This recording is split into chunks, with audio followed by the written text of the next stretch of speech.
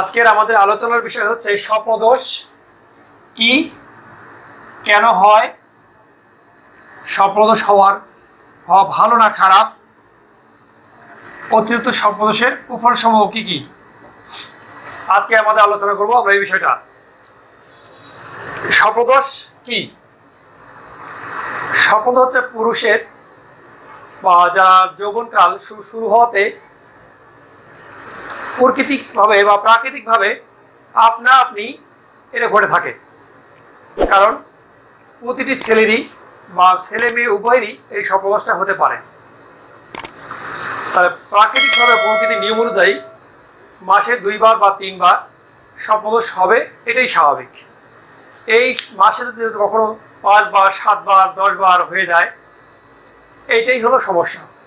এই জন্য পুরুষের যৌবন আগমনের সময় আমাদের কি হয়, স্বপ্নদোষ হয়। এটা নিয়মতান্ত্রিক ব্যাপার, প্রাকৃতিকভাবেই ঘটে থাকে। মাসে 2-1 বার হয়ে থাকে এবং শরীর থেকে কিছু বীর্য বের হয়ে যায়, এটাকে বলা হয় স্বপ্নদোষ।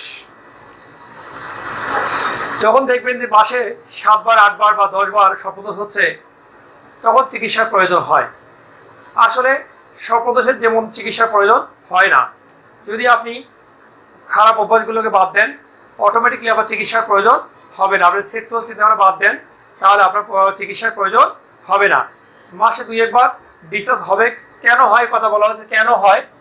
এটা শরীরের মধ্যে অতিরিক্ত যখন খাবার গ্রহণের কারণে সেক্সটা অতিরিক্ত হয়ে যায়, তখন প্রাকৃতিকভাবেই কিছু উদ্বৃত্তগুলো বা অতিরিক্তটা বের হয়ে যায়। এটা বের হবেই, এটা কোনো কমে ধরে রাখা যাবে না।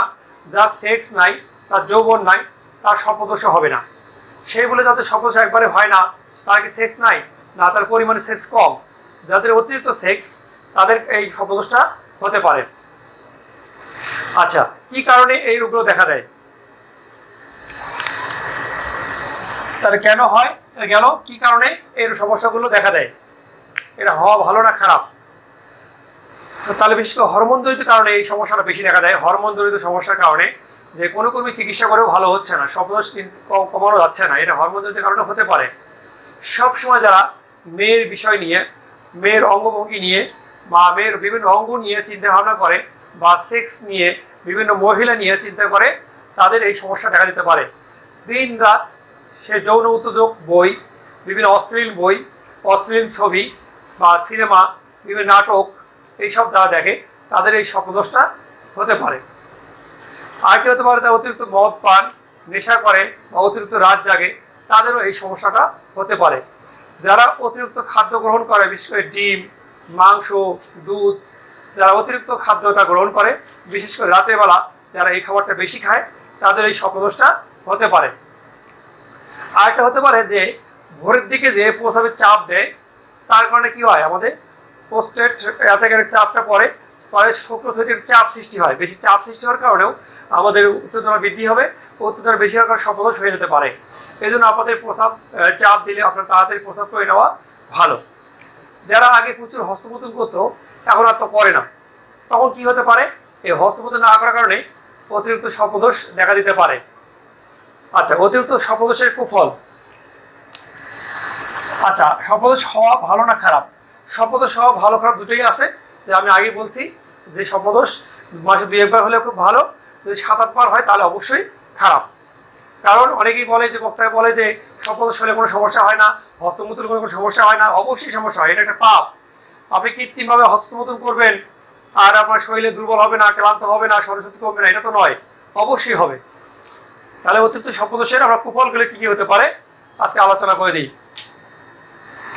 আচ্ছা, লিখে দিই কুফলগুলো, বেশি সময় লাগবে। তাহলে কুফলগুলো কি হবে, যে ঘন ঘন এটি বেশি হতে থাকলে শরীর দুর্বল হয়ে যায়। লিখে দিই, স্বপ্নদোষের কুফলগুলো আমি লিখে দিই আপনাদেরকে।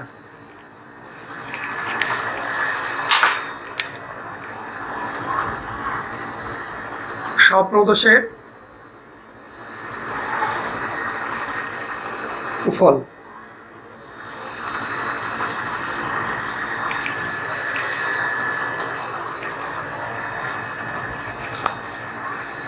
কুফল 1 নম্বর পয়েন্টে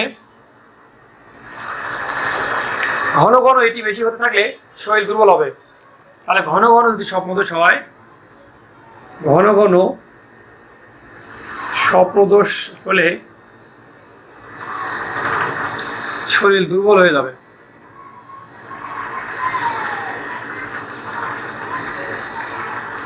দুর্বল হয়ে যাবে। যে ঘন ঘন স্বপ্নদোষ হয় শরীর দুর্বল হয়ে যাবে, একদম ক্লান্ত দুর্বল। 2 নম্বরে চোখের নিচে কালি পড়ে যাবে।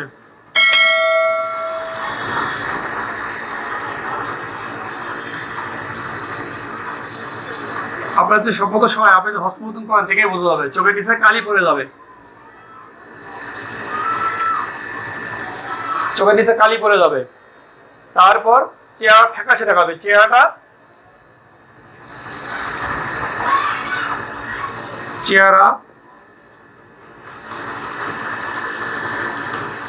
ফ্যাকাশে দেখাবে।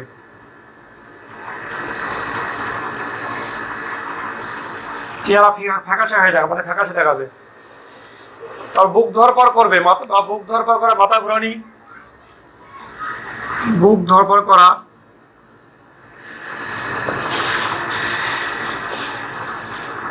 মাথা ঘোরা, কাজকর্মে অনীহা ইত্যাদি সমস্যাগুলো দেখা দিবে। তাহলে ঘন ঘন স্বপ্নদোষ হলে শরীর দুর্বল হয়ে যাবে, চোখের নিচে কালি পড়ে যাবে, চেহারাটা ফ্যাকাশে হয়ে দেখাবে এবং বুক ধরপড় করা, মাথা ঘোরা, কাজকর্মে অনীহা এই সকল দেখা দিবে। আর স্মরণ শক্তি কমে যাবে।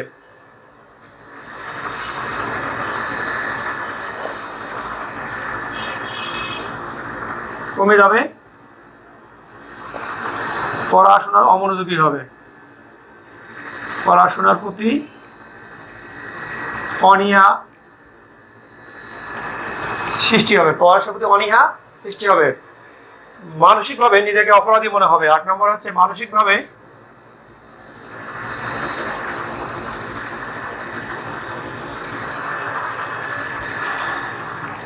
নিজেকে অপরাধী মনে হবে, যে আমি মনে হবে কারণ আমার লেখাপড়া ভালো হচ্ছে না, কাজকর্ম করতেছি না, বসে বসে খাচ্ছি, আমার কি হবে, আমি কর্ম করতে পারতেছি না, পড়ালেখা করতে পারতেছি না,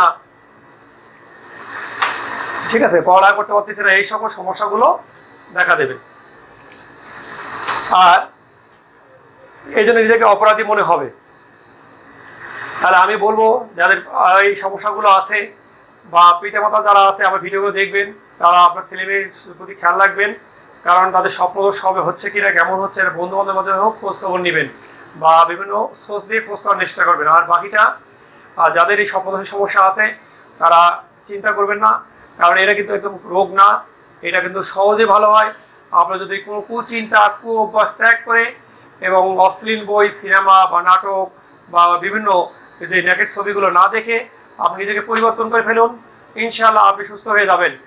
এই বাদেও যদি কোনো চিকিৎসা বিষয়ে কোনো পরামর্শ আপনার প্রয়োজন হয়, আপনি আমার চিকিৎসা বিষয়ে পরামর্শ নিতে পারেন। আর আমি দ্বিতীয় এরপরে এই স্বপ্নদোষের যে চিকিৎসা আমি এর আগে দিয়েছিলাম বায়োকেমিক, তবে এরপরে আমি চিকিৎসাকে আর আপডেট করে সুন্দর করে দেবো, আপনার চিকিৎসা দেখে নেবেন ইনশাআল্লাহ। পরের পার্টে আমি এই চিকিৎসা বিষয়ে লেখাগুলো দিয়ে দেবো আপনাদেরকে, যেন আপনাদের জন্য চিকিৎসা করতে সুবিধা হয়, কোনো বাইরে ডাক্তারের প্রয়োজন হবে না। ধন্যবাদ সবাইকে। আর আপনার যদি আমার ভালো লাগে, অবশ্যই আমার এই ভিডিওগুলো ভালো লাগে আপনারা সাবস্ক্রাইব করে দিবেন চ্যানেলটাকে, আর পরবর্তীতে ভিডিও পেতে তাহলে সুবিধা হয় আপনাদের জন্য। ধন্যবাদ সবাইকে।